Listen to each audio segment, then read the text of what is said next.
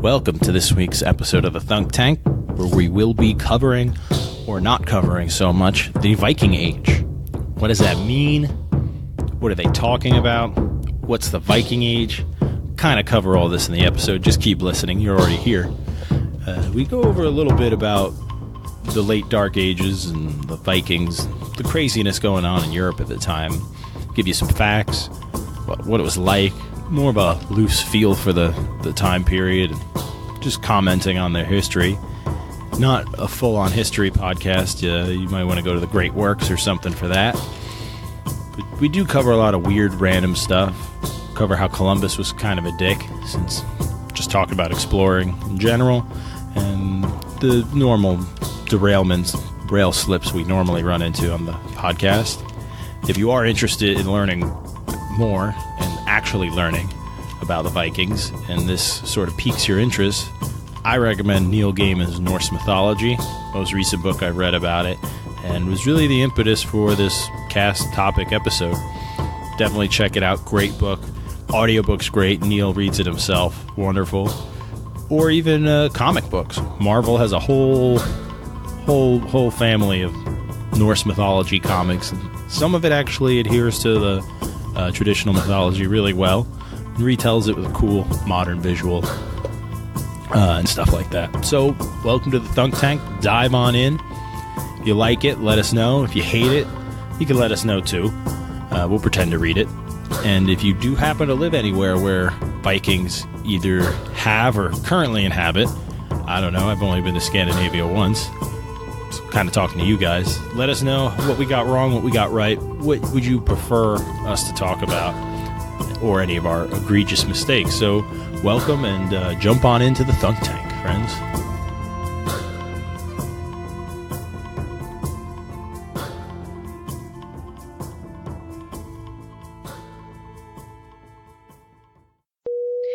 Attention humans, this is a Thunk Tank. Please insert this podcast directly into your nearest orifice for viewing pleasure. Okay, you ready? Oh shit. Welcome to the Thunk Tank.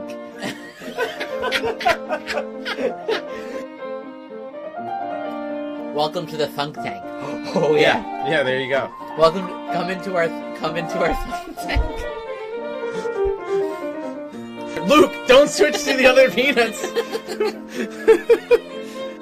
Welcome to the Thunk Tank. Come in the tank.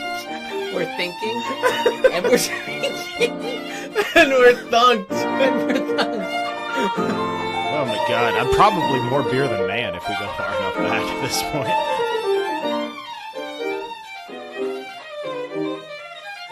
One. Vikings.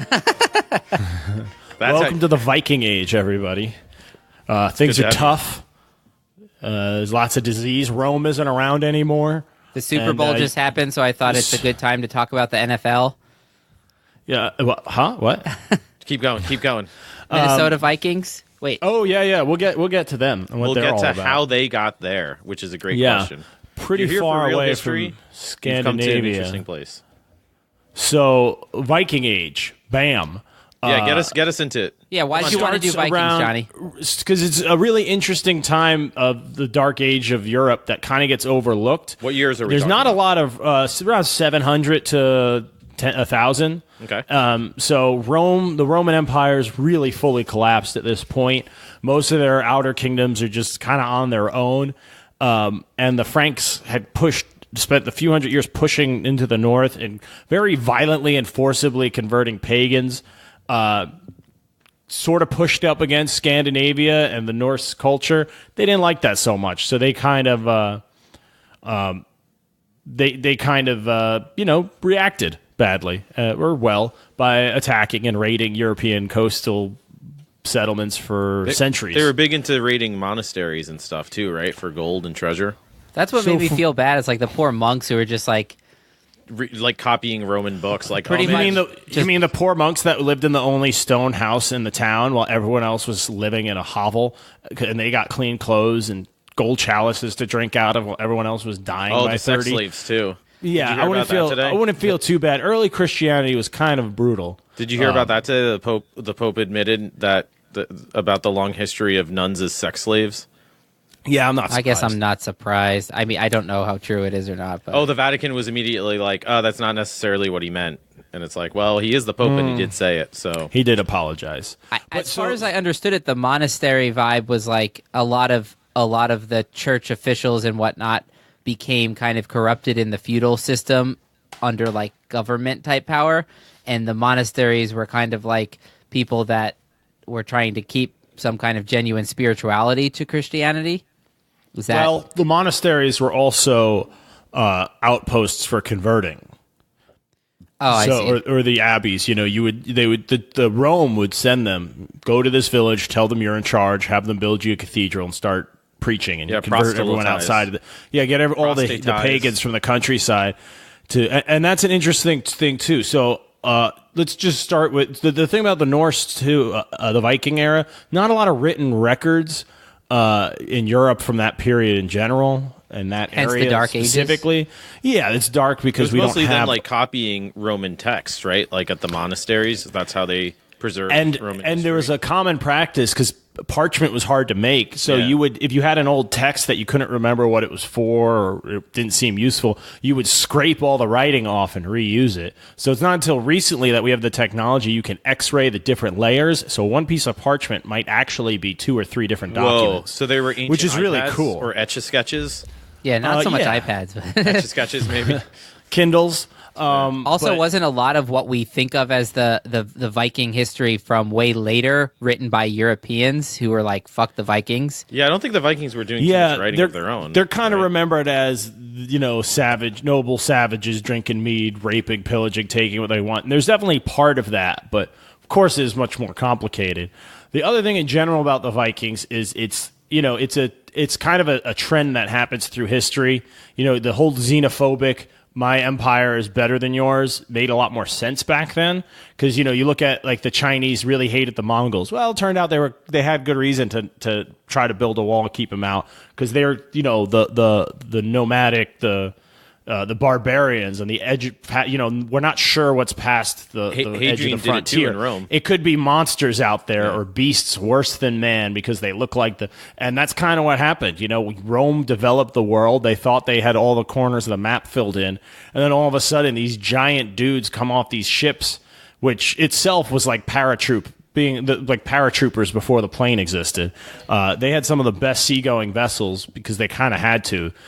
Norway is a lot of craggy rocks, and there's really not much inland land for them. So you kind of just bounced around that big coastline. So you needed a nice ship that could go up these little rivers, but also survive in deep waters. Their ships, as far as I understand, besides the horned helmet, which ends up being like not even true, their ships were like the most memorable thing. They could go both directions. They had sails as well as oars. They also had a sail. They had a post that they put on the top of the sail so you could turn it, so you could sail into the wind and against the wind. Yeah. And that was a huge technological thing. But it was such a shallow draft because they developed really good keels. But they could go into the rivers. The Vikings at one point besieged Paris. They rode up the Seine and attacked Dude, I watched Paris. the Baz battle about that. Yeah, Baz it's crazy. We should definitely link the Baz battles. We'll link that, Yeah, it's crazy to just think, you feel like you're safe. You're in the heart of the Frankish kingdom, which is one of, the main show in Europe at the time. And all of a sudden, just these hordes of raiders show up out of nowhere. What if you just put like a net Where? on the river? What? Like, what if you just put chains across the river? How would they get Chains through? of metal? Yeah. Chains of metal? Yeah, you didn't have that much metal at your disposal. Yeah, but didn't the Parisians wind up paying them off with truckloads of gold? Yeah. Yeah, but if you make a sea chain out of gold, they're just going to steal the sea chain. No, a sea chain out of metal. Also, the problem with Vikings is they'll just land their ships and walk around the chain and attack you. They were like the dragoons of that era. They could strike quickly and they did attack a lot of monasteries in England and the British Isles. Coast, right? They really had they had no navy back then in England. They didn't really need. Most people lived on the coasts because that's how you moved around. And the standing armies were more fighting each other over, they were levied for big things. They weren't just standing there protecting. So you could pop in, raid, destroy a whole monastery, and be back in Norway 2-3 days later. By the time they raised the force, by the time the guy got the message to the nearest city, and, it's just too late. So I think that attack on Paris, didn't they attack one unit on one side of the river while the other side just watched? And then that would be the way. And then they were just like, well, let's get back in the boat and head to Paris. Like, what the fuck are they going to do? And the Franco empires were so decentralized in their own wars against each other that they couldn't defend it. At least that's what I remember from that battle. And the video. Vikings are misremembered, I think, as these savage, vicious murderers, but it really takes a complex society to have that level of seafaring, to have beer. They had beer back then, mead. They had metalworking. To have a warrior class, to support a class of warriors where their main job is making war and not surviving and farming constantly, it's really difficult to do. I mean, most Vikings probably were farmers who would go on raids if they were called to. But being a raider meant you were wealthy enough to leave to send a strong, healthy man away from the farm. Yeah. But Scandinavia is really rough. Yeah, what are you going to do? Just common practice would be you killed the livestock every winter. So your cows would have kids or whatever they call it, calves in the spring, and then in the fall you killed off all of them because you wouldn't be able to feed them except for what you could use to start breeding again the next year. Yeah, right? You don't want to. So feed them. And sometimes they had a large slave class too, which. Who are the slaves? But it shows a complex society. It was like the Roman system of slavery, captured slaves mostly. So was that part of their raiding? Would they, like you say, when they were also raiding monasteries or going up rivers and stuff, they would actually take slaves back with them as part of their booty? I think slave trade was a big part of their trade network. For everybody back then. Yeah. They could was use the source of labor. It was like trading electricity stocks back then. I wonder, too, because I was thinking that, Johnny, how you said that, it's a rough country up there in Norway, and just bringing back a ton of gold, what is that going to get you within Norway, there's not right? there's not enough things there. But you could go and maybe buy slaves at another market somewhere, I guess, right? Or they would bring slaves back from England and Western Europe, and they'd actually sail down through Eastern Europe towards the Middle East, where there was, if you could have infidel slaves and all that. Yeah, because they were everywhere, right? They were down into the Mediterranean too, right? Or was that the Vandals? I always get them mixed up. No, they were in the Mediterranean. They went to Constantinople. Dude, I have a picture. I sent it to you guys today of the Viking inscriptions that I took when I was in Istanbul in 2016. I didn't go in 2018 to the Hagia Sophia. They were also they were mercenaries too, so you could travel. They fought in wars in the Middle East and Europe, and the Vikings were the imperial guard for the Byzantine Empire at one point. And that's why they inscribed on this thing. It was his guard post, whoever wrote this little Viking They're just inscription. we're going to hire those dudes. Now Luke in 2016 is standing there, looking at this little carving in a piece of wood, tripping my balls off. An elite someone from Scandinavia was here in Constantinople, which is now Istanbul. Crushing heads. They found coins in Viking coins and trading goods in Baghdad and in these graves and stuff. So they definitely traveled. And vice versa. They found Baghdad coins. Yeah. And they had a reputation as traders and mercenaries because it makes sense to hire imported mercenaries. You look at ancient Rome, the Praetorian Guards were always getting together and be like, this emperor is not that great for us. We're just going to take him out. Yeah. They were loyal to you because you were the one paying them. They didn't have local affiliations and familial religious ties, all that crap. They were just there to do that job. But they had their own system and they were about their system, right? But a lot of our information we have on them is from only a few sources. There's a few written sagas, like the Ragnar and Ragnarsson and all that whole thing that the History Channel shows about. Yeah. Vikings. It's all based on one guy, and the story was written hundreds of years after he died.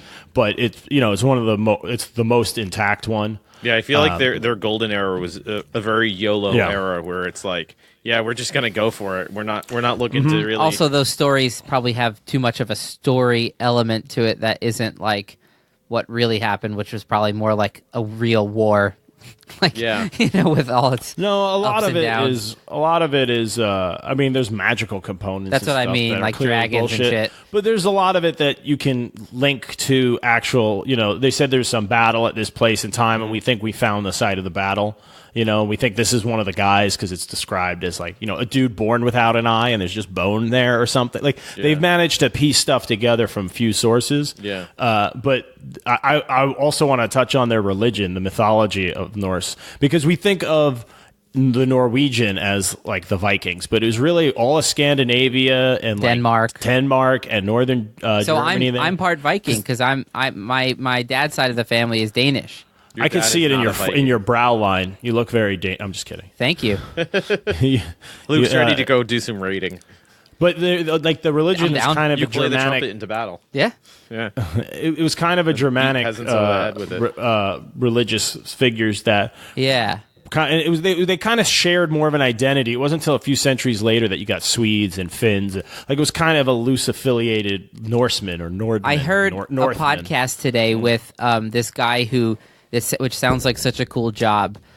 He studies the pagan religious traditions of the Vikings, and he said the official name he calls it is pre-Christianity Germanic religion, which is essentially just like the pagan Nordic That's what was religions. going on before Rome got there. And he said it's hard to say what people actually believed and how varied it was and which ones. You can spot similarities though, because if you look at like Gaelic, Pictish traditional mythology, the like pagan god's name is Woden, and he was this warrior god that you had to fight for, and Woden was just like a tweak on Odin. And if I can say Woden's Day becomes Wednesday. That's right. A bunch of the names of the I think days all of of the them week. pretty much, right? Friday. Except Sunday. Yeah, Friday. Friday is was Freya. Fribaham. well, Thor's Day is Thursday, It's Thursday, and Frigg's and Day was Friday. Yeah. Oh, Frigg. Whatever. Is Saturday for and Saturn? Tuesday, write I down think Tuesday. Tuesday was Tyr, the god of war. Oh, right. And it's similar to the ancient Greek pantheon. You got a war god, you got a tricky god, you got a underworld god, but still very different and catered to their local culture and tradition. Right. But you kind of see it go all across, through Scotland and Ireland, and it because the Christianity kind of had to stamp it out as they went, and there were similarities and differences between them, but it was a very oral tradition. There's not. What was the battle where somebody made a compromise with the Vikings by essentially saying, if you convert to Christianity, we'll have a treaty? That's probably a bunch of them. No. Probably a bunch, I guess. I heard of one today. I forget which one though. I want to say a Baz battle on that too. I want to say it may have been, when like the Vikings came into the it's one of the Anglo-Saxon Baltic Crusades. empires in the British Peninsula, and all but I think Wessex fell to the Vikings. I think that battle was like compromised by saying, "Hey, if you convert to Christianity, we'll call it even." Which is there's a funny lot of because cool that means they stories really like that. believed in Christianity. If like they cared that much. Like that would seem like on the surface not a valuable thing to get. You're not getting gold, right. You're not getting weapons. But if you really believe in Christianity, then you are getting something by making people convert, Well, I think that's also underrated. the That's rules. probably very true. That The they rules thought that. were. Sorry, go ahead. No, go ahead. I was just gonna say things were like the religious rules in general were stricter back then. Like if you were heretical to your faith or forsake it, you know what I mean? Even just to protect yourself, you were taught like, damn, like the gods are pissed. it's They not don't going to go care. well for you. Yeah, they don't like it doesn't matter. You can't just I didn't really mean it. I'm going to stay secretly this or that. It's like, but you said it. You prayed to their god. Odin Yeah. heard you pray to Jesus. Like you're fucked. You now. think I didn't hear that? Yeah, like didn't say you're it. you know, You he's did not going pray to. it. Why It do you? does Yeah, why do you rhyme. think your chickens? I love how are that's dying? like a Larry David type god. He's like, You did say it. he's like, well, you Yeah. said it. Pretty sure I heard you pray. Pretty So sure. to get You a banned- king to publicly convert, he can't turn around and go back to his citizens and say, no, let's keep the old ways because it undercuts his own authority. Yeah. Yeah. So to get them to public, there's lots of cool stories. There's another one. It might have been Germany, but I thought it was Denmark, where they planned like a night raid, and when they went to attack this village or something, the Aurora Borealis happened, like the Northern Lights just What a happened fucking to happen. coincidence. And they like saw the whole army coming and managed to slaughter them like while they were approaching the gates or whatever. That's got to be That's pretty intense. God-esque. And they were like, well, clearly the gods wanted us to defend our city this time. I wonder how many things, like whether it's a lunar eclipse or a solar eclipse or northern lights, natural phenomena that we now have an explanation for that fucking freaked people's brains out back then, I mean, Joe, when we saw the solar eclipse at the beach 2 years ago, whatever it was, Yeah. I remember just trying to imagine what it would be like to see that and not know what's going on. Well, the famous historical example of that, which I don't know if we mentioned on the podcast, but it's a really great, I think, seminal example of exactly what you're saying, Luke, which is when Columbus was in It's the... pronounced seminal fluid, but go ahead. It's the seminal fluid that flows through the annals of history. Yes. Now you're getting there. Luke, crack now the that beer. cast is really starting. The famous example is when Columbus was in the Caribbean, and essentially he was living off the natives there, or surviving off of them, and eventually, weeks passed, months passed, whatever, and they kind of had enough of it, and they were like, yeah, we're done. Not only are we done, but like we're probably gonna kill you if you don't like leave or like stop asking us for like all our food. And I think they captured some of his men that he had sent and be like, give us the rest of your his food. men were And they're also raping and murdering too, so they weren't too happy about As that. were most men throughout most of history, right? Yeah, but particularly Columbus's guys. They were, really going at they it. were bad. Like, they were bad. They were not dudes. a good crew. Those guys. And Even Columbus was a dick. He promised like 1,000 Columbus was the reals to the worst, guy dude. who spotted land first, and the guy that did, he's like, "Oh no, I saw it first," and he took the prize for Yeah. himself. He got the queen to pay him for the prize he made Columbus to was the motivate worst. his men. And what's Yeah, he funny was an is if asshole. you read Columbus's journal, he openly admits to like all of his skeevy tactics. I'm trying to he's proud of imagine them. like the real Like, he rhyme they doesn't should give- have he gives taught no us. fucks. Instead of it'd be so 1492, much more Columbus interesting. sailed the ocean blue. It'd be like in 1492, the ocean did Columbus take.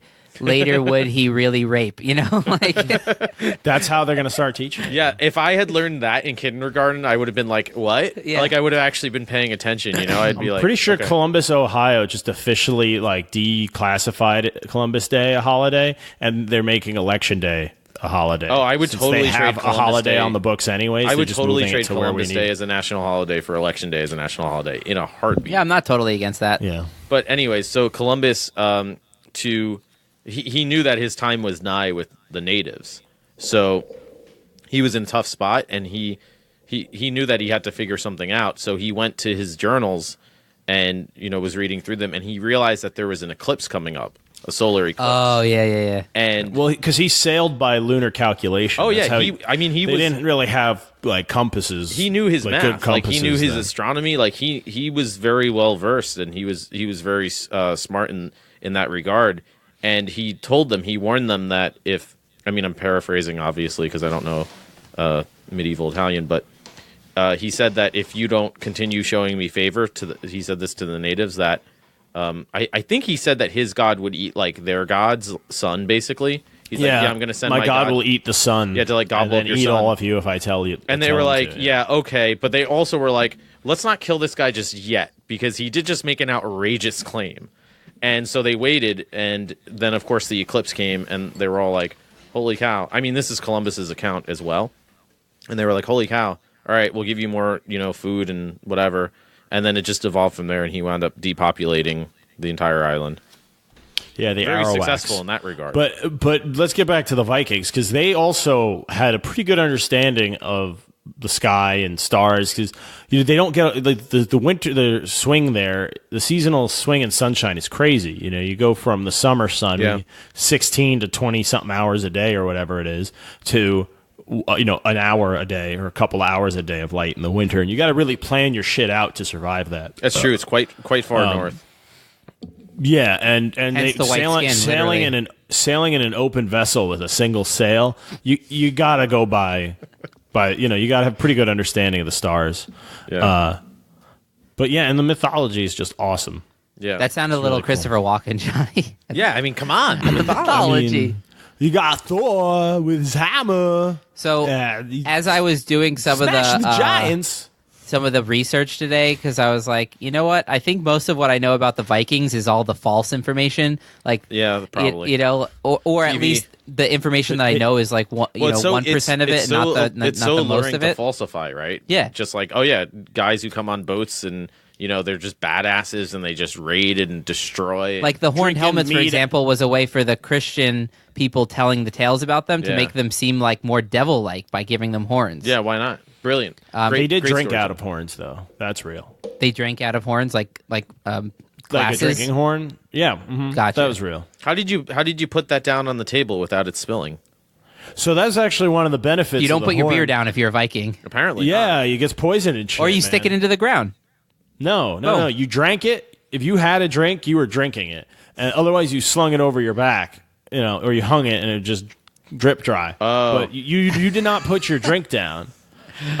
First of all, because of poisoning and shit. But sharing a drink used to be like a lot more big of a deal. We've talked about this briefly, but like the idea of drinking with somebody is like I'm going to pour from the same thing into both of our. You know what I mean? Right. We're going to make sure we're drinking the same beer, so you can trust me. Right. Like alcohol was had a much more important like social role. It wasn't just the lubricant to like relax after work. Well, like most things back then, it was life or death, right? Yeah, but it was like how you like dealt with celebrations and like big tragedies. Part of the ritualized parts of all cultures, there's alcohol in it, and it was particularly important up there because not a lot of nutrition, and you get a lot of vitamins from brewer's yeast. If you don't have a lot of game meat and sunshine, you will be deficient and start dying. So it's important to have beer, which of course I'm trying to swing the. Do you want to say something about their beer specifically, and I want to talk about open beer. Fermentation is? Yeah, let's talk about beer. Before we do that, though, like we just cracked our beer. We were drinking whiskey at the beginning of the cast. I might go back to whiskey. We forgot to say what beer we're drinking. What do we have here? We have Cellarman's by Interboro. Oh, it's an Interboro Creature Comforts collab. Yeah, Creature Comforts. I just my lovely wife picked up some swag from Creature Comforts this weekend. I have a beer from them for later in the cast. We'll get to that too. But shout out to Creature Comforts. Good job, good work, guys. Yeah, I've been there about a year ago. I was there. Yeah. Lovely. Actually, it's usually a lovely college town, but when I was there, it was the football championships, and everybody from Athens, Georgia, was in Atlanta because that's where the football championship was. So Athens, Georgia, was a ghost town. Like I was told, big hey, down here in the come South. to Creature College Comforts. The beer's delicious, and it's filled with really hot girls who go to college in that town. The beer is filled with really hot girls? No, awesome. The brewery. No, that's not what you What do you think? Why do you think they keep the tanks open for fermentation? So the hot girls fall in. It's like those plants that the flies fall into. Yeah. Venus flytraps? No. That's one of them, but there are other ones that have like a bucket of liquid in the bottom of the plant. Yeah, it's got like nectar sitting You saw there that on Planet Earth, didn't you, motherfucker? Probably. No, I saw it in my field work. Of course I saw it on Netflix. Wherever you saw Johnny it. saw it when he was out hunting flowers. Wherever people like us see it at midnight, I was looking for this rare butterfly that this endangered bear feeds on exclusively. No, I do want to talk about beer, though. I'm drinking a mixed culture beer, which I chose a rustic saison. Both my beers are actually from Joymonger's Brewing Company in Greensboro, North Carolina. Shout out. I've heard they're pretty good. They're pretty solid, but I have their Harry. It's called Harry, like the name, like Harry Potter. Yeah, rustic saison. And I asked why is it called Harry, and because they age it they actually ferment it in an oak tank called a fooder, which all beer used to be fermented in clay or wood, pretty much metal, glass. That came later. Right, that makes sense, I guess. Shout out to Harry Potter. So I asked, why do you call it Harry? Like, it's a mixed culture, meaning it's got brewer's yeast, it's got Brettanomyces yeast, Saccharomyces yeast. Oh, great guys. It's got Lactobacillus, Pediococcus, something, Pediobact, whatever. It's got Ligardium Leviosa. I'll post it. I can't speak science, smart people, culture science. talk. Yeah, I'm an idiot. I don't mean culture. I but mean, it's got those mixed cultures, souring culture bacterias, and that's how beer used to be made. Whatever was around was what ended up in it. So you couldn't choose one type of yeast or one strain of one kind of yeast. It was just kind of whatever culture was lived wherever you were brewing. That's ironic because that's how beer was created, right? Somebody just left some shit out and turned it into beer. So. And then they're like, we got to do this again. Let's remember what we did last time and tweak it. Let's remember what shit we left out last time. Yeah. So is it safe to say the Vikings were drinking sour beer? Sometimes, for sure. But the Harry I liked because Harold Hartgren, I can't say it. Harold or something? Yeah. Isn't he a comic book character? No, he was a Viking sea king. But it's not named after him. It's because they have two oak tanks, and one's named Harry and the other's named Larry. So this one came out of Harry. But it's an oak mixed culture tank. So I thought that's fitting because that's how you made beer back then. They also drank a lot of mead, but they weren't really picky. It was kind of whatever sugars were fermentable enough. They'd mix fruits in mead. They'd mix herbs and like any kind of grain they could get into their beer. I was reading somewhere that they didn't think the domesticated grains got to Scandinavia to the 6th or 7th century, which is crazy late. Interesting. They had domesticated grain beer in ancient Egypt, so who knows what kind of crap they were using. But they used gale and yarrow and all these different herbs. Juniper was big, so that's the main. That's what gin is that gin taste. It's juniper. So Wait, that think was about to it. make gin or ginny beer? No, they didn't have distillation, but I think junipers are fermentable, so they would throw those in with their beer. So you get these like flowery, herbaceous beers that hopefully weren't sour. That sounds great. That's interesting. But those yeast strains, those mixed culture yeast strains, which they dry out on these wood rings you'd weave together. I sent you guys a picture. Oh yeah, that's what that was. Yeah, you dip it in when the yeast was most active. I thought that was a horror movie. It would dry out on it, and you could store you it could like save that. your yeast for later, and then you just dip it back in, and that's Cool. they still dehydrate and rehydrate yeast because that's what it's evolved to. So do the to yeast survive. will survive and just dehydrate themselves and then reactivate when it's dipped in again. Yeah, if it's conditions are Shout out right. to yeast. Like Sharon It's an amazing thing. But there's some areas in Norway where there's still like there's farmers where they're like, well, where did you get your yeast? It's like, well, this is what my grandpa used. I guess. I think you just. My dad. It's still going, and it's called a Kevik yeast strain. Oh, they do that. It's a really I was interesting. talking to somebody from Nepal. They do that with yogurts, and they pass them down. Oh, Yeah. so like if you make homemade yogurt, let's say just like this is what they do in Turkey, for example. I mean, people do it here too. But you buy a yogurt from the store, and then you save some of it, and you buy like fresh milk, whole milk, exactly, and you heat it to a certain temperature, and then you put this yogurt in there, and then you sneeze into it like 7 or 18 cool times, it a certain right? way, and basically let's say the first yogurt you make won't taste great, but as you're on like the 4th or 5th batch, it starts to hit like peak taste, meaning not so sour, but like maximum sweetness. Yeah. And you can literally, every time your yogurt's finished, as long as you save enough to make the next batch of yogurt, you're good to go. Yeah, this guy was telling me too that it's all about storage as well. As long as you store it correctly, he said that he has family yogurts or that go back generations, the cultures or whatever that go back like hundreds of years. Oh my god! Yeah, he's like, that's just That's so. cool, There's these farmhouses in I was Norway blown away by that. where they've had the same yeast strains for centuries. Yeah. Well, not the same, but they've been doing the same thing for centuries. That's the strain of it. Like when you actually sequence the yeast DNA, it's from there. There's a great article, and the headline was the latest centuries-old craft beer phase is Norwegian yeast, and I was like, yeah, that describes it perfectly. I think you also just identified, at least for me, why the Vikings never quite made it in the Americas, because I was speaking to an archaeologist, and I was asking him about the Vikings, and he was like, yeah, they were definitely here. Like, they were definitely at least in, was it Nova Scotia? No, Newfoundland, I think. And there's even evidence, and I'll talk about this at some point too, that they made it into the Americas. And Greenland. Well, they made it as far as like Minnesota, actually, which is quite ironic. That becomes a whole other issue.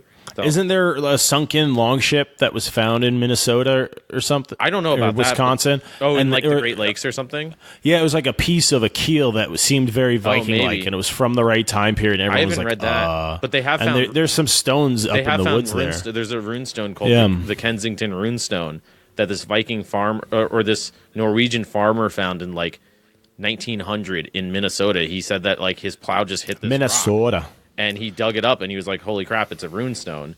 And it's commemorating a battle between Vikings and Native Americans, where like a bunch of Vikings died, and they left like a rune there.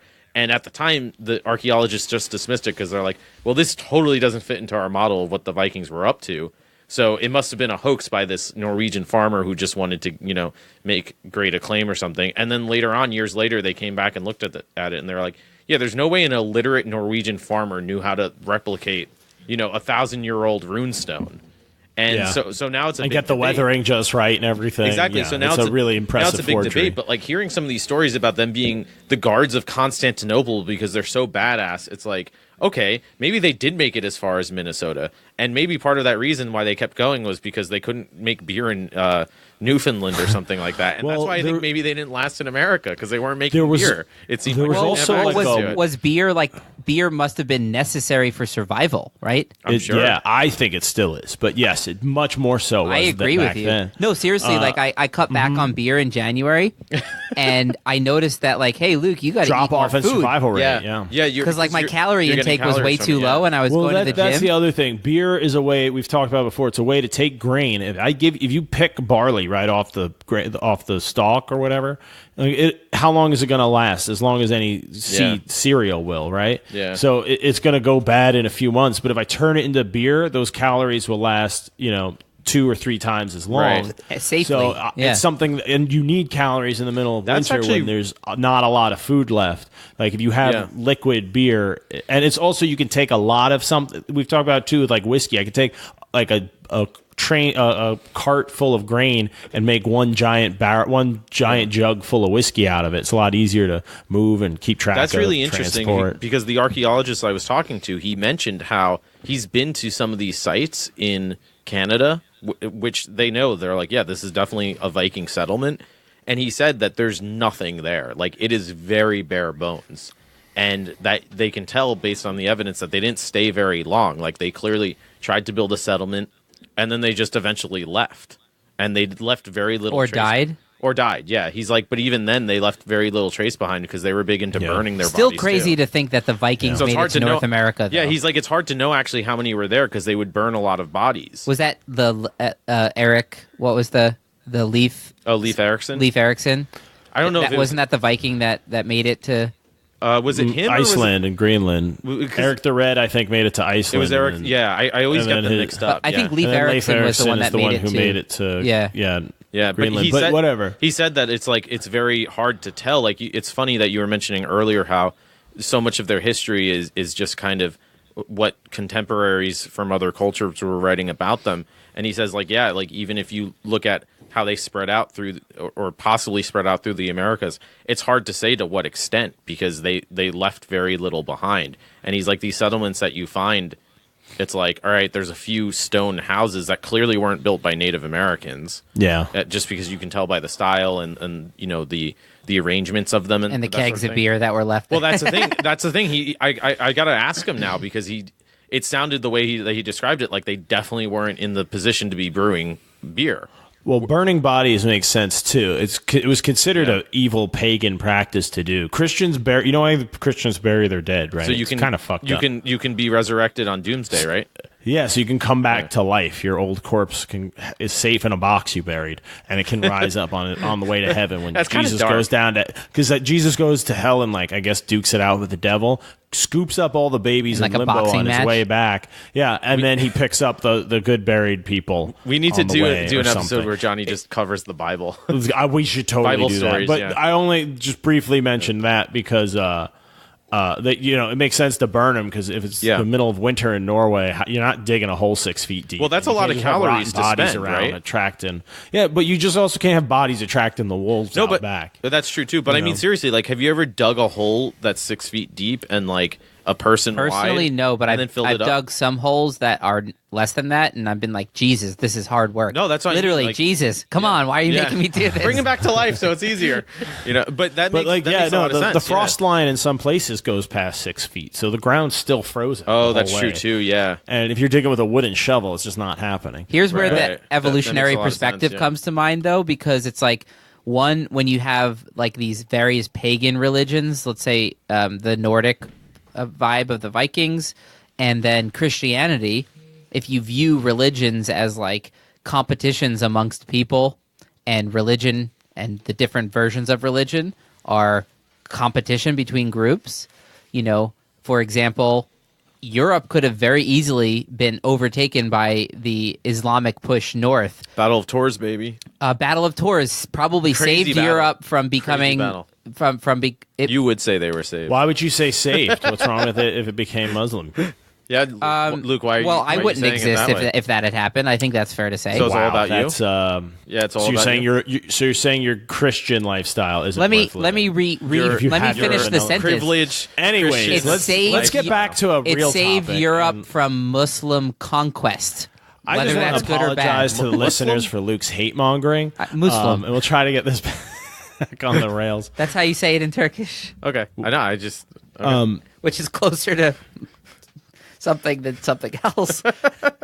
Anyways, the other thing though is the Viking age. You saved Christian they Europe, also now a newer theory is that there was a slight global warming period before that, like medieval ice age that hit, because there was an ice age in Europe that lasted a couple of hundred years. A little, like a mini one, like a cooling period. Wasn't it called the Little Ice Age though? Wait, when was that? Yeah, I think so. When was that? Because I was just reading about how there's this new theory that all the Native Americans died between like 1500 and essentially it was like around 16 whatever, the reforestation of Europe actually dropped global temperature. The reforestation of the Americas, because any farmland that they were using became forest again, much of it. That it actually helped to... Because they would just slash and burn and rotate most places. Right, so it soaked up more carbon dioxide and it actually lowered global temperatures. But that was later than what you're referring to. But it's also, you forget Genghis Khan around like 1300 cooled the planet, but how many people he killed? Oh, I'm sure. That's supposedly, that's like a legit theory that he killed so many people and wiped out entire cities. So you think about all the economies, all the hinterland, farming everything that's not happening, all the farming, all the reforestation I said that farting, happened. but Johnny's like, yeah, well, I think I tried to save it. Reforestation is probably a big part of it, because like so much of the Earth's land mass right now is farms, and historically it's like that's what you were using open land for. But so think about the Vikings. You live in a hard to live place. You can only support so many people in that area, and all of a sudden the winters get less harsh, the summers become more lush, you start having more families, more babies survive through the winters, and 50, 100 years go by and you're like, shit, we're kind of overcrowded, let's load up some boats and like find something to do. So and then of course when that cooling hit, if you're a lone outpost in Minnesota when a disease breaks out and the winters will start getting rough again, you might not make it. All it takes is one bad winter or even one bad storm, like one bad month.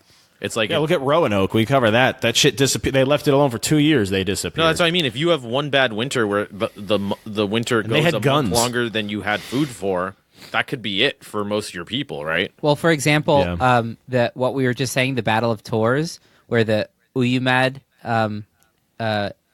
Caliphate was defeated by the Franks, right? Mm-hmm. They had all of the Iberian Peninsula. Back down in Constantinople, they had been trying to siege Constantinople for like years and years. They finally gave up, and when their ships were leaving, they all got destroyed by like a natural disaster type event. Oh, that happens so much in history too. And it's like, of course, like if you happen on a bad enough storm on the high seas, like whoops. Well, that's like the Spanish Armada famously too. What's that one? That's where they were about to invade England, and they probably would have destroyed it.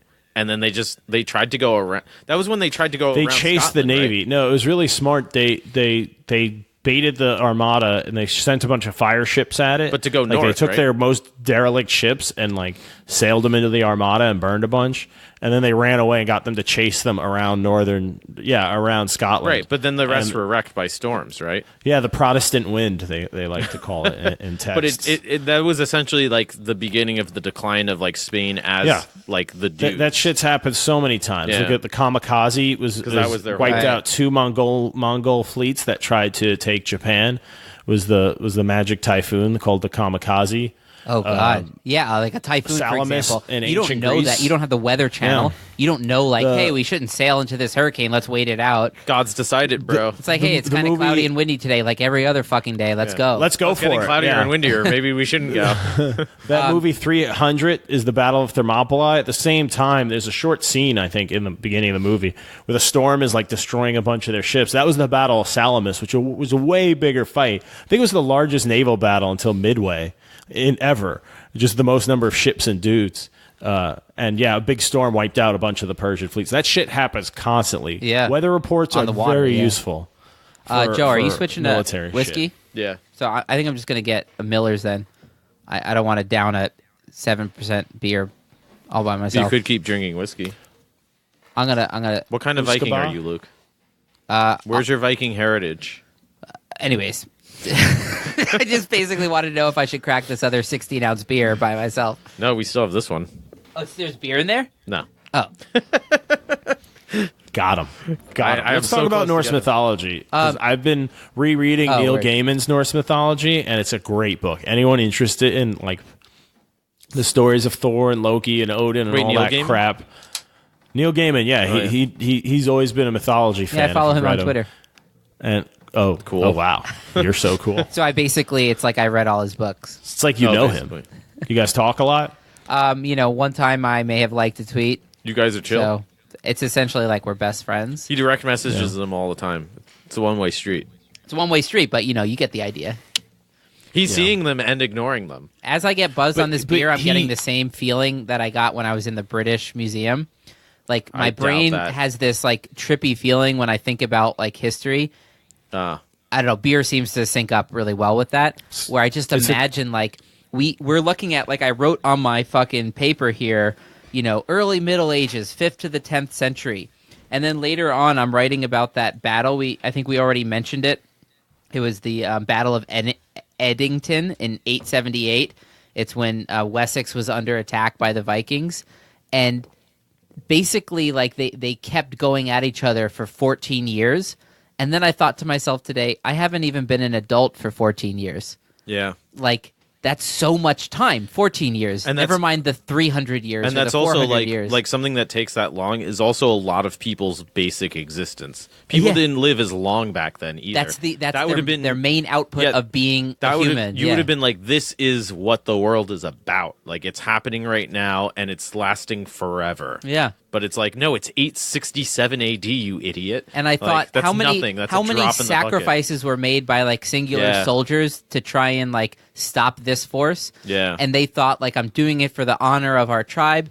And then in the Wikipedia anything. entry, Yeah. it gets listed as like they had some pressure put on the Yeah. Vikings, but they eventually fell and blah Yeah. blah. Like it's Yeah, just, it's or such a for mind fan- fuck to think like the idea of pacifism back then. It's like what? What are Yeah. you talking about? Jump off a cliff? Like somebody's gonna come and try to kill. Do you have stuff? Do you have a roof and food? Somebody at some point's gonna come along and Yeah. try to murder you. even if you got to be don't. ready. Even if you don't, I can still attack you for slaves for anything. For the fact that you exist. I can get something out of it's like a out lion of with a that. carcass on the plains Yeah. of Africa. It's like you better eat that shit fast because hyenas and vultures Guess and what? Yeah. everybody's gonna come attack you. Guess to try what? and A get lot that. of a lot of raiding throughout history. It's if the people don't have anything, great. We get slaves and we get to kill. Even we then, get to even kill. when you have nothing, you'll just become a slave. Well, I can Exactly. also, I can also just kill the tribe because it's like, well, I got to keep in shape. Like, I'm not going to the gym. Or I if you gotta just work don't my want to hacking deal with arm. them, right? You don't want to like move past them and have them flank you from behind because No, but I just mean like peasant people, like peasant folk who it's like, oh, they're easy which were pickings. most of there's people, right? there's no Netflix. I'm a warrior. Like, I'm gonna go in and destroy this dirt village and because probably it's Thursday. from your perspective for good reason, right? Yeah, I was only absolutely. in Oslo for a few hours, but I gotta say, the people there are very attractive, and I think it's just because they carried back the most attractive people from Western Europe for like a few hundred years. That's a It's also a theory wealthy I country. have. That helps. That's true, but I just mean like the women, most of at least all the ones working at the airport were and around the airport were really tall, beautiful, like thin blonde women. And it's like, oh, was that just the look? And so anytime Yeah. they ran into that, they Right. stole them and brought them back for hundreds of years because kind of what they did. Wasn't it the look for men too, though? Like I read that they would sometimes try to dye their hair lighter color. Really? The Viking men, yeah. By the way, they weren't called Vikings until like the 1800s or something like that. What were they called? They Viking is Norseman is because Norseman just means the north. Yeah, Northmen. Oh. Wait, so who were the Vandals then? Or the Danes? Because right? I always Vandals, I think, were a Gothic tribe, and the Goths from, like, were central. They were like northern central Europe, right? Yeah.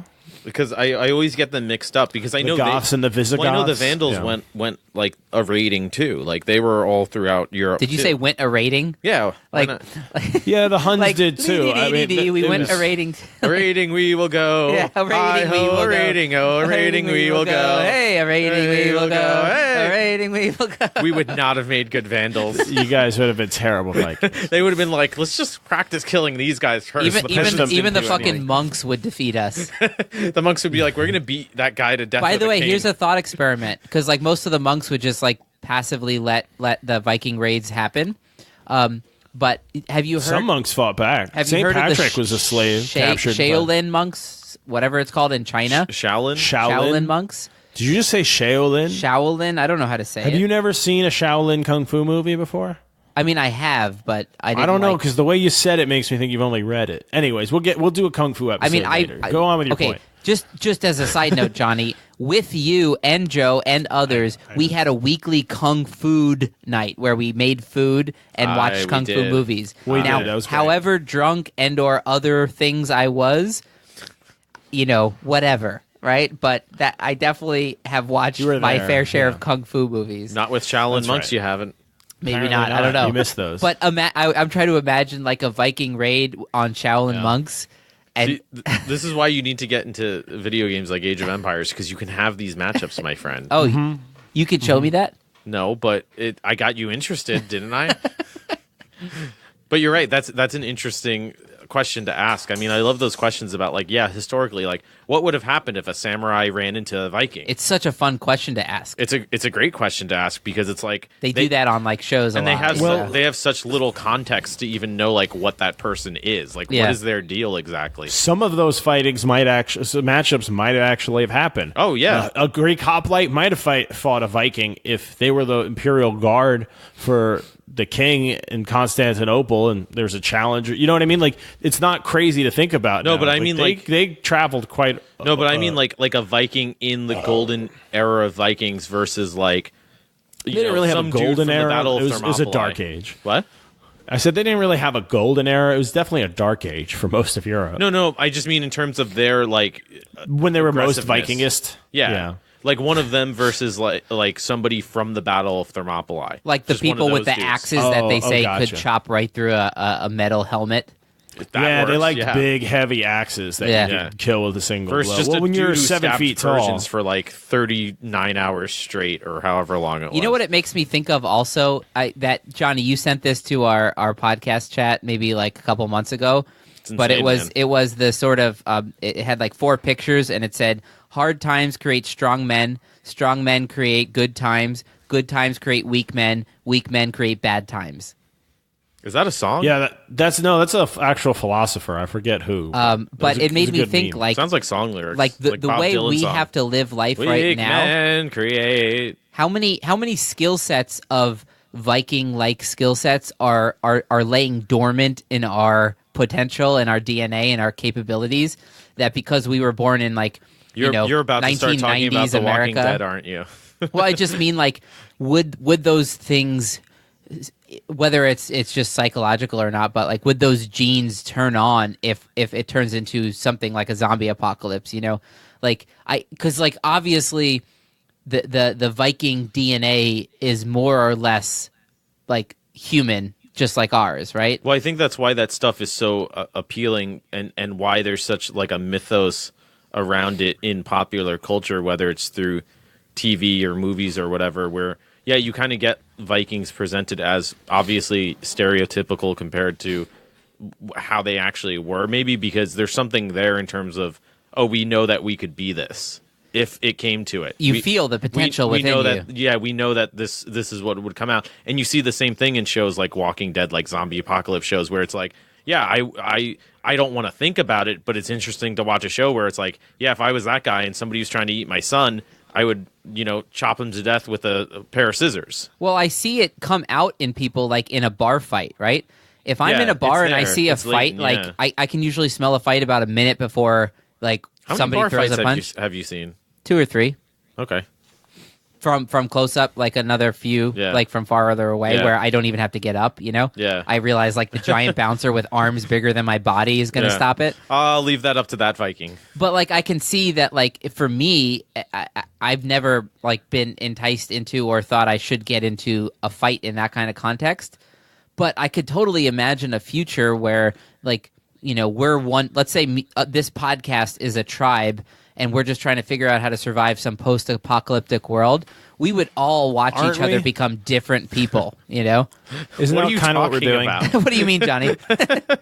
What do I mean? I don't know. I mean like What do you mean we're a tribe?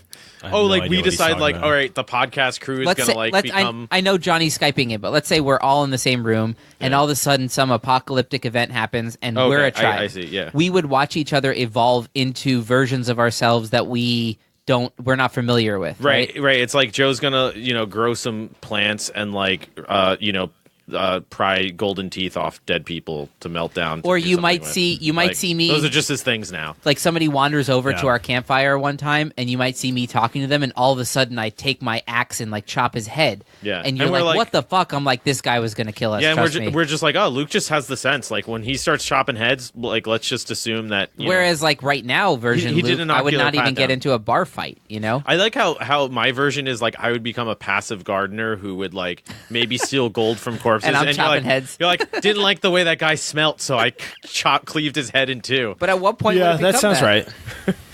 No, that sounds right. I think I'd end up becoming a post-apocalyptic brewer, and then someone would find out. Someone stronger would be like, "Oh, you could keep water safe to drink and make beer. You're my slave," like Jesse at the end last season of Breaking Bad. Spoiler alert, where he just gets caught by like the skinheads and like, yeah, you're gonna just be chained up and make meth for us all day. I feel like that would be my best case scenario. How is that your best case scenario? I'm just being honest. I know my survival skills. You've got some good weapons at your house, though. I do. I have a sword, which is pretty good. It can't run out of bullets. I've held that That's always a sword, and then benefit. quickly It's a you real said, sword. "Luke, put that sword down. I don't think you're capable of holding it." It is a fun Well, sword. I have a one beer sword rule. As soon as there's a beer in you, I love how the it's sword a has one to go beer away. sword rule. Like you could have made it a 0 beer sword rule. No, you get. If we're having our first beer and you want to see the sword, I'll let you hold the sword. But Yeah. I also have the 2-3 bow beers that we in, use. I'm not taking the sword out. It's We staying could use away. the bow to go hunting. Oh yeah. I do have. That's the bow. different. You're shooting it away from you. You can be drunk for that. No, I'm just kidding. Don't mean- play with arrows as drunk people. Well, if there's zombies, I mean, I'm not in this for the long haul. If there's zombies, I'm looking to get hammered and shoot some zombies. I mean, But beer becomes valuable again in the post-apocalypse. For what I said, if we lose refrigeration, it's a way to store calories through the winter. It does. Yeah. It, You can make low alcohol beer that will all of a not sudden go it becomes bad, not a but- pleasure thing like we use it yeah, for. it does Yeah, come up in The it Walking was. Dead in the That's how it's- comics. They start brewing beer after like the first few years, where it's just like, all right, Of course, they left that out of the TV show. That's the coolest fucking part. yeah, exactly. Like they're like, well, I we know. have I hate that they're farmers still now, living we in have houses and using defenders. toilet paper. What? They're still living in houses and shaving every day, and it's such a waste of resources. Even Yeah. if you had razors and shaving cream, they're the last ones in the world. You wouldn't just be like, "Oh, I'm going to be clean shaven because I have a house now." Like, what are you doing? What are you doing? Yeah, Save you'd be like, those. this stuff's like gold, but useful. You can use those razor blades to graft plants and stuff, and make it's. But you're right. that You would annoying. probably start brewing beer because I would imagine like, I mean, those vitamins. well, if you're in a post-apocalypse, I would imagine that psychedelics are out, weed is probably out. You probably don't want to get high, and then a zombie raid comes. If a zombie raid comes and I'm a little tipsy, I'll probably just be like, awesome. I don't let's know. do this. Yeah, I would click the in if I was Hashishin, tipsy. Yeah.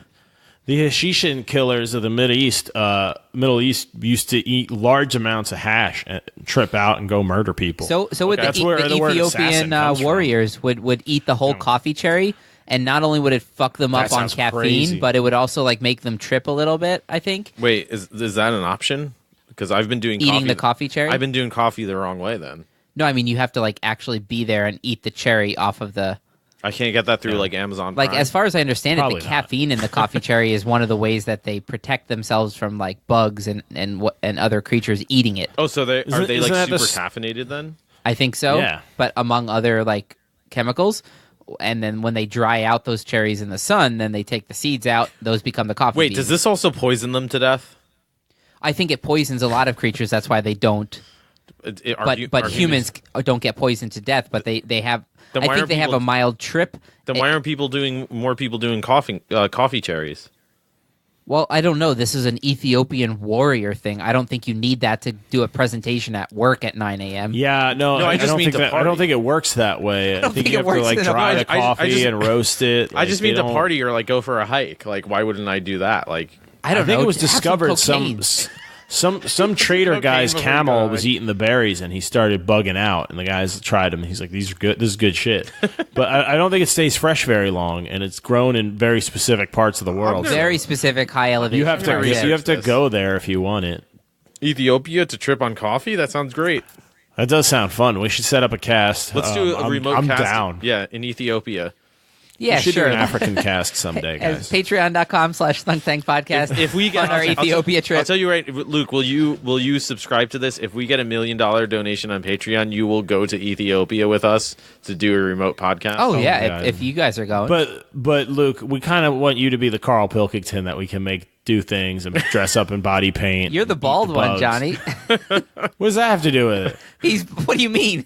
Yeah, but you're more easily made uncomfortable. yeah, so you're it'd be more more fun. easily True. duped. Me, yeah. me just raging in Africa. Whoa, those are two you know, different in things. traditional garb. Is He said you're more is easily fun. made uncomfortable. You said I'm more Can easily I duped. clarify that? You're more easily duped into being made uncomfortable. Okay. Yes, fair enough. both. Yeah, I think we're both right. Yeah, but you guys got the brother fucking angle on me. You got secret. Yeah, well, we're Yeah. gonna team up against you, obviously. Yeah, we'll be good Me and cop, Johnny bad already cop. planned We'll this keep you out alive. clearly just now. Yeah, we don't need to talk ahead of time Yeah. to plan things out. That's the other part of the brother thing. Me and Johnny you can just see have a plans weird hive forming. mind thing going. I think. Yep. I think me and my brother have that too when we're It's a fucking thing, with yeah. people. Oh, Yeah. you definitely do. You're You can a just twin. I smell forgot like that. at a Yeah, party, creepy like if you twin. want to fuck with someone, you know exactly. And you know the other person's like in on, like your brother will be in on it, and he'll be able to vibe with And it the right way they're away, in yeah. on it is so subtly under the radar that the person you're fucking with doesn't realize that like you may have planned this out. Yeah, And you didn't plan it out. That's the thing. that's the brilliance of it. Yeah. Like Vikings. Oh yeah, let's talk about Vikings. What's I love how we about just a had like a wrestler. 20-minute tangent. We're about finishing our nonsense. second beer, or I should say, What like time do we one got and a on half beers plus whiskey, and we realize we haven't talked about the Oh, Vikings in 10 crap. minutes. We've been talking for an hour and a half. No. 58 minutes. The Oh, Skype okay. call was going while we were setting up. I was gonna say we could definitely rate a monastery. Now, Johnny, this time. do I have the genie permission to ask? It's not like a detailed one, just a quick would you rather about Vikings? Sure, I had a 1-2, but I wasn't too confident about. So let's start with yours. How about It's Luke? very Luke says vague. one, and It's just a general How about thing. you say one, and Johnny can take over? Like he can say, like, all right, I'll make it better. I'm genie god. Like I'll decide genieify where it. to Yeah, go yeah. from Go He's here. ahead, the Luke. genie Norse god. Well, you're like a genie apprentice, and you're saying Yeah, I'm genie giving you god. I'm giving you temporary genie powers. Yeah. Basically, Wow. it's Yeah. like you're driving the car, but I still have the driver's ed pedals that can override Exactly, yours. yeah. So you Yeah. can't just murder me if you want. Like but the go ahead. person Let's who see made a what you- left turn by putting on their right blinker. Yeah. I had a driver's ed car in front of me, and I actually God. thought that they might accidentally go in reverse and hit me. Like it was such a bad driver. That's terrifying. Anyways, so I was thinking, okay, you're a conscious Joe. You're Correct. a conscious Johnny, whoever's listening. You're You don't the know conscious version of you in 2019, and you have an option. You can either die right now in 2019, so you say in 1 week you will die, or you are going to be transported back with your consciousness into the body of a Viking. Yes. How is Do that? you choose to go back into the body of a Viking? You have no idea who it's going to be, where it's going to be, what year it's going to be. How is that even an option? Or you can just choose, I have a week, I'm going to say goodbye to my family. It'll be like I'm dying of cancer or something. The hell with my family. I'm going to be a Viking, dude. No, you get I a got week one either question. way. Like after a week, you die in Oh, 2019. as a Viking? But no. Okay, it's 2019, right? No, I understand In that. 1 week, you will die either way. But in the one version, you actually die and you're just done. Blackness, nothingness. Okay. In the other version, your consciousness all of a sudden comes online as a Viking. That's actually wait. So, Luke, in this option, there's no possible afterlife. You're stating that. Yes. Like, if I die, okay. Hey, so even if there is one that we're not aware of, come on. I'm just asking. Even if there is one that we're not aware of, you're saying no, you don't go there. No, I cancel nothing or Viking. No, if there's a real heaven, I cancel it out. He's nullifying. Right. So I have a question then. If I die as a Viking honorably, do I get into Valhalla or just nothing still? That's unknown because I'm only in a genie from 2019. I don't know that shit. I think that's the wrong answer, but you won't cancel out that afterlife. I won't default cancel it out. It's as then I have to go with that route. So I'll live another 5-10 horrible years in the Viking Age if it keeps me from an eternity of not. What if you come online charging in a battle? No, Johnny. He said you live a week either way. So if you no. I said you have 1 week left to live in 2019. You also said in Viking time. No. Yeah, you did. In 2019, you have 1 week to live. After that week, you have Luke, two choices. Either die and it's blackness forever, or you wake up as a Viking. That's okay, then that one. But I'm just saying, life seemed so miserable back then that I might not want to live it. Being the person I am from 2019, I don't have what it takes to live back then. I have one more question. Yeah, I would be a Viking. Do I understand the language? Or yes. You come with the full Genie 3.0 language. I understand package. What's going on and all that, and yeah, okay, definitely going to take that one. Because there's something called. Here's a good time to bring this up. I was reading about the Holmgang. Or Holmgang? I don't know how to say it right. The Holmgang. It's like you've never even seen a okay,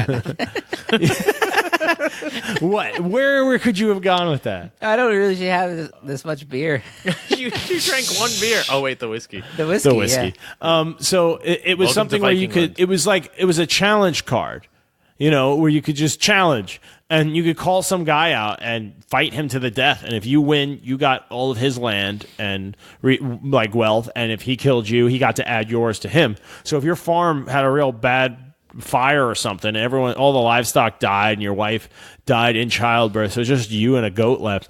But you were always a good fighter. You could challenge the old dude down the road and fucking murder him and take his. So might is right was the rule of the day. So if you lucked out and were a strong Viking. You might not have a bad life. I love might is right is the rule of the day. It rhymes in English. I don't know if it rhymes in Nordic. Oh, no, that might is right is a real thing. Can you say that in Nordic and make it rhyme? I could do it with a really racist Norwegian accent. It's not racist. Wait, that's what I was actually asking for. Might is right. Yeah, see, it works. Here in Norway. How's that? Do you know what I just realized, too? I just remembered. I haven't checked the podcast statistics in, months, but we have I think a ton of Norwegian downloads. Really? That's awesome. I think hello Norway. I think 100, which is I think after. Now I feel bad we didn't. It might be the second most after the United States. It might be Norway. Well, so everything we said, we would just like to clarify. We love Norway. We love everyone. I love the Scandinavian cultures. I do love Scandinavia. I also love the Middle East. Great people. we have been talking about those two places. Well, you guys insinuated that I didn't when I said that the Battle of Tours saved Europe. I bet it simply saved it from a specific thing. When you shoehorn in your apology, it just sounds so ingenuine. It's very PR. I just love how I feel that was. It seems very calculated. The Battle of Tours. And so the thing about cooking paella is, by the way, Muslim culture, fantastic. Love it. Yeah. Can't get enough of it. It's so anyways, back to paella. Well, speaking of paella, on the Spanish Iberian Peninsula, where the caliphate took over for a long time. He's tying it in. And then finally defeated by the Franks in, what was it? 750. The Abbasids overthrew the what? The who? He's just making up names. Umayyad Empire was defeated by the Franks. Yeah. Well, they were defeated at Tours in France. They retreated back to Spain. Yeah, and they had Spain for a while longer. Right, for quite Luke, some let me time. ask in your research, did you read about the Asturias? No. Ooh, it's in part of northern Spain that was screw that. We're going to go in the woods. And they were Spanish Robin Hood type people, but knights, sort of. It was weird. And they kind of just lived in the woods while the caliphate They're took rocky over. wooded area, I think. Also, people that don't realize that Europe was very different. It was a lot more wild back then. It wasn't all like, well, when they say like, oh, the Vikings took over Paris, now. it's not like Paris now. It's just like it was a center. It wasn't the bucolic scene. Yeah. It was now, like Ireland was raided by the Vikings. It was terrifying because Ireland used to be filled with deep, dark forests that were really dangerous and like not very hospitable. So everyone lived on the coast, and all of a sudden these giant pale fucks came out of nowhere on giant ships and could just show up, murder you, and be gone in a day. And it terrifying. So and like, you always knew that was a possibility, woods? Right? Yeah. Do we want to run in the woods and get eaten by wolves or bandits, or stay on the coast and just get murdered and raped? It was crazy. What did I hear today? They Something took Dublin a few times, I think. In basically modern day England. That because why do you think they were obsessed with covering that fucking island in castles? Exactly, they knew what it was like to get invaded. And that's what kind of led to the middle period. What was it called? The High Middle Ages. What was that called?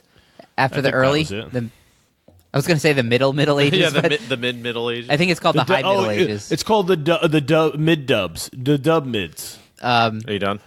No, I got nothing. Where all the population grew and all that, right? It was after the whole Viking stuff, but it was the warming period, yeah. But so much of what became cities, of what became like centers of were originally defensive like set up so that if you were being raided, you could hold them off long enough for like the king's army to show up and and help you out. Well, they sort of castles used to be a fallback point. Yeah. Hundreds of years of Viking raids, you kind of have to then. It's just like if you're a deer and wolves live in the woods, you know that like, hey, I have to be on the lookout for that. Well, eventually, it's like, we've been being eaten by wolves in deer terms, maybe to us it's only like 15, 20 years, but to them it's thousands of years, or like hundreds of years or whatever. And it's like, all right, don't do these things or do something differently, right? Yeah, that's why I love history, because it does two things for me. One, it makes me think of like seeing a human being and its existence as like just like any other animal. Well, it puts it so much into context, right? Where you're just like, oh, this all exists within its own moments. Yep. And there are connections and there are influences from, obviously. That's why it's so interesting. Like we were talking about the days of the week earlier. None of those we just made up. Of course. They're all from traditions that are thousands you and thousands could be born of years old. And live your life and die and never think, why is Wednesday? It's a sound you make with your mouth. Super Bowl Sunday. It's a sound you make with your mouth, and it means a certain thing. Yeah. Right? I would not be able to keep track of the days if I didn't have a phone or a calendar or anything like that, There's only 7. Wednesday is just a sound I make with my mouth. Yet you have more fingers than that, Luke. You can keep track of 7. No, I'm saying if you're Tom Hanks castawaying on some island, like unless you're carving the days and keeping track, you're going to be like, I don't know, is it Thursday or what the fuck? Even then, if you get a bad fever and you're like, how long was I out? Fuck, did I miss a day? Exactly. How many times does that's that actually happen? a great now example. You're a week off. Yeah, the Castaway example, because like that movie is whatever, but that whole thing where he keeps track of the days, you realize how insane and how difficult it actually is when you're like when you think about just keeping track of anything, and it's like, well, what are you really actually keeping track of? If I ask you to keep track of 7 days a week, however many weeks are in a year, 52 or whatever. Let me give you an example. 52 or 55? I forget. 56? 52. It's 52? Yeah.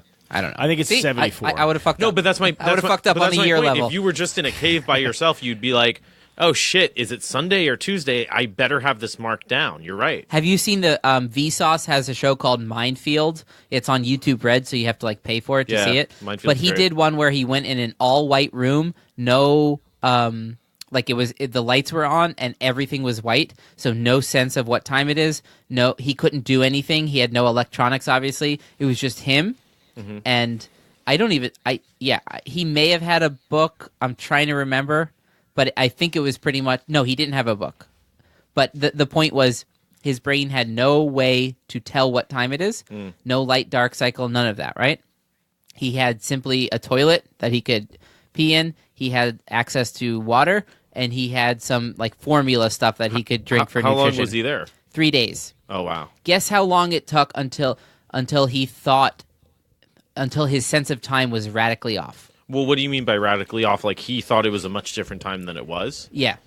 But like 8 hours. Yeah, probably like... So he went in there at a certain time, and he was chilling, and then he decided to sleep. And sleeping was very hard because it was so bright and white, so he had to sleep like with his head down, right? He didn't have like an eye mask? No. I mean, he put the pillow over his head. But, so as soon as you go into deep sleep, your sense of time is radically shifted, right? Mm-hmm. And when you wake up, you have to rebuild, like, how long was I asleep? First thing I do when I wake up is I look at my phone. I'm like, God damn, it's 11. Like, I didn't think I would sleep that late. Well, I always look for natural light, actually, now that you mention it. I'm like, all right, I innately know sort of what time of year it is. So it's like, all right, if there's this amount of light, it must be either early in the day or late in the day. Right, because you know the season. Yeah, exactly. So he fell asleep. I don't do that. I don't do that because I sleep weird hours because I work nights. Yeah. But I definitely, when I wake up, I like wake up and I know what time it is before I look at my phone. Yeah. So he fell asleep at like 8 p.m. and he would normally go to bed at like midnight or something. Yeah. But he went in there at like 1 and kind of lost track of like, is it 8? Is it 9? Is it 10? But he was like, I'm kind of tired. Let me try to go to sleep. And he went to sleep, and he did a few sleep cycles, and he woke up at 4 a.m. So how long was he asleep for? Maybe like 6-7 hours. Yeah. And he estimated, that he thought he went to bed at like 10 or 11. And it was like 7 or 8, something like that. Right. And when he woke up, he estimated that it would be like 10 in the morning, and it was 3 in the morning. Wow. And then he did a bunch of shit and then decided, I'm a little tired. He did some exercise, like he was doing push-ups and sit-ups, and then went to bed again when he thought it was nighttime, and it was like 1 in the afternoon. When amazing. He slept again, he was a full day off. He was like, 2 days away from leaving, and the whole thing's filmed, obviously, right? Yeah. And then when he slept yet again, he was like, I'm pretty excited. I think today's the day I'm going to be let out. I should have a few hours and they'll open the door. And then we saw how much time he had left. It was like... He had like 27 hours left or something. Yeah, and then when the door didn't open, he started actually freaking out. And they had a psychologist on standby to call it. If the psychologist called it, they had to call it, Mm-hmm. Right. And he... Spoiler alert. He knew going in what to expect, meaning that he knew he would be off, you know? And so when the door didn't open, he's like, God damn it, this is trippy. I thought, and he fell asleep again and woke up again, and it was still way longer than he thought. Yeah. And then finally when the door opened, he was like disturbed. Did you see this one? No, I got to see this. Yeah, it's worth seeing. I think now you're freaking me out, man. I think do a free trial of Johnny's of YouTube in a room Red. with no windows. He's freaking out, man.